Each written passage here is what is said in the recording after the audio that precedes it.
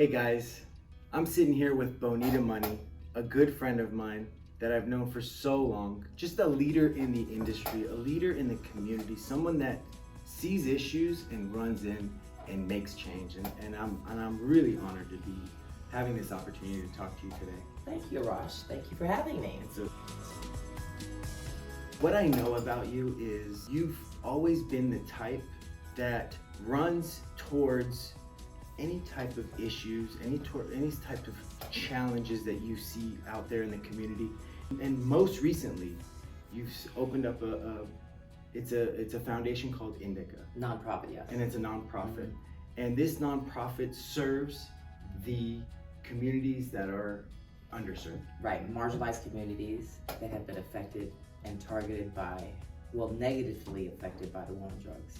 In this situation where you're, working with it through Indica, serving the underserved communities, tell me, how were you able?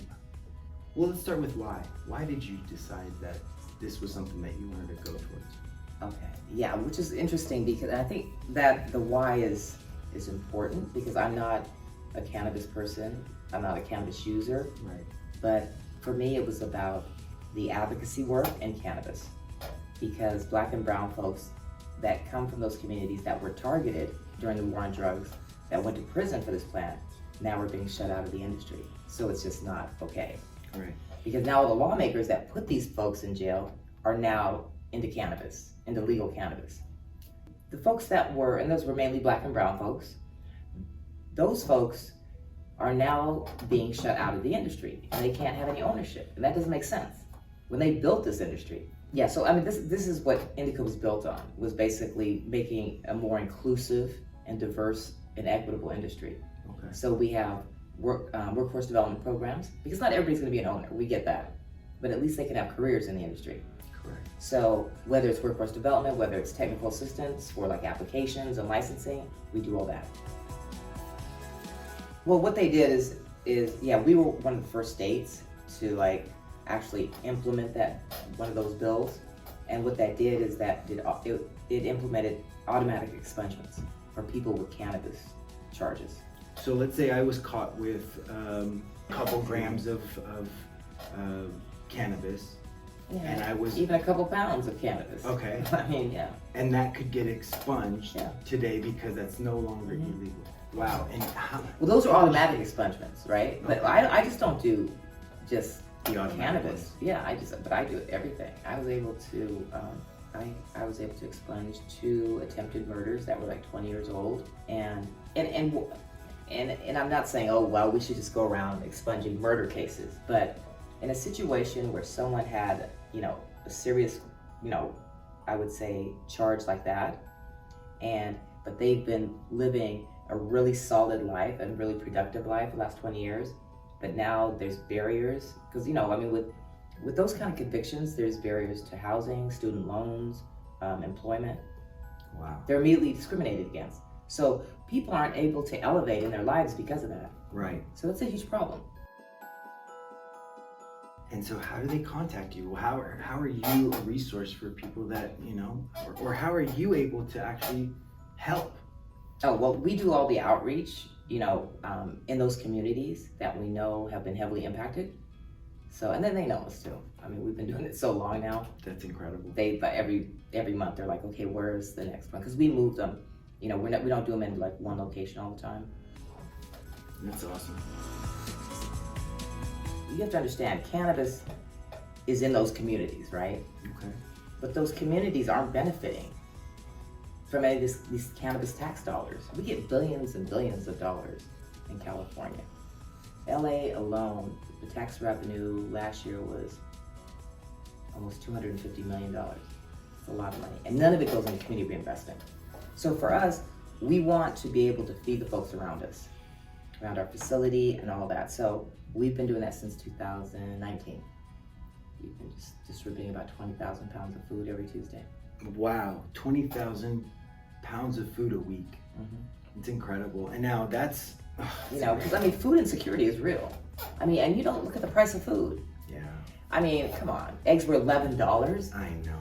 That's crazy. Bread, $6 a loaf. I don't even understand how No. People like do this. I mean, because I know that their income hasn't, Changed. No. changed at all. No. So I don't know how people are living. This is crazy. And I'm just really grateful that we have really good donors. So most of our food, because when people think of like food distribution and food banks, they think of like dented canned foods and things like that. Of course. No. So I personally go down every Tuesday morning, and then I go shopping. So I go and pick what we're gonna distribute that day. So I don't take anything like a bunch of dented canned goods. No. So most of my stuff comes from Whole Foods, Amazon, Rouse, Albertsons, but it's all stuff that is all top notch. So I'll get the organic beef, salmon, shrimp. So one time we got caviar. That's right. I mean, why not? Yeah, they give us great stuff. So, and that's what I give to my people. And then all our produce is all just top notch. So it's great. Everything's name brand. Oh yeah, my people get about $400 worth of food every Tuesday each. And are you looking for volunteers as well, for people to come out and help, and how does that? Yeah, we always appreciate that. I have steady volunteers, but I can always use more help. So yes, absolutely. And how do we get a hold of you? Is there is there a website we can go to? Is there So it's theindica.org. The NDICA? Right. THENDICA.org. Okay, and then we can contact you through that and hopefully step up and help out and help us out. Now, I think Nelson Mandela and Audrey Hepburn. Very I nice. know, very different on the Yeah. spectrum, but these are people that I just love who they are and the work they've done. And I don't even think people really realize like what Audrey Hepburn. I was gonna say, help me with Audrey Hepburn, because I understand yeah. Nelson Mandela, of course, but Yeah. Audrey Hepburn, was she an activist as well? Oh yeah, she did a lot of work, a lot of impactful work, especially in Africa Really? and India. I would have not known. I Oh, had yeah. no idea. So she did it in later years. Yeah, it makes sense now that I think about it. Because when I was like 3rd, 4th grade, I used to stage walkouts in school. You're serious?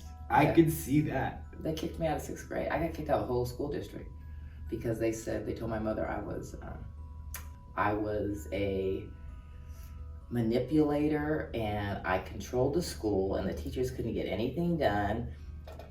Yeah, so that I couldn't go to any school until I went to junior high. But mentally gifted minor, and the Stanford Binet test. Yes.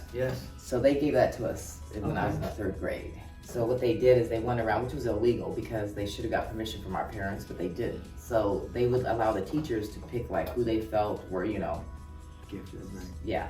But and then they identified they you. tested. Yeah, it was me and about I think 5 other classmates take the test, and then so once they identified us, because they considered us Mensa members. So anybody that took that test that scored really high on the IQ, then they were considered automatic Mensa members. Yeah, so then what they did is they started elevating me into like all these different, like junior high school. Like, so they tried to put me in junior high school when I was in 4th grade. It was ridiculous. Nobody would talk to me. I didn't have any friends. I told my mother, I'm not doing this. Send me back to my school. But then, it was tough because most of the stuff that they would study, I already knew. Grade, I think 5th grade. So me and my friend were the only females in the league. And what that did, just the boys they hated it. Yeah. No, girls can't play. Yeah. We said, why not? Yeah. We made them. Mhm. No, we were better than the boys. Yeah. Absolutely. Oh, my word. I know you. Already. You could beat up. Yeah, that was good. Yeah. So what sports were you into? Baseball. Definitely baseball. Woo! Softball.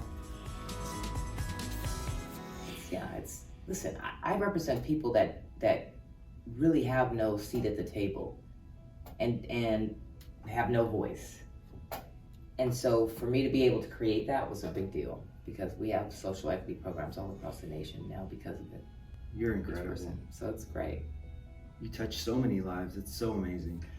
Yeah, but we have to do that. We have to do the give back. I've been blessed to be financially stable, Still which is blessing people. yeah, but it's important to be able to do the give back. That's important.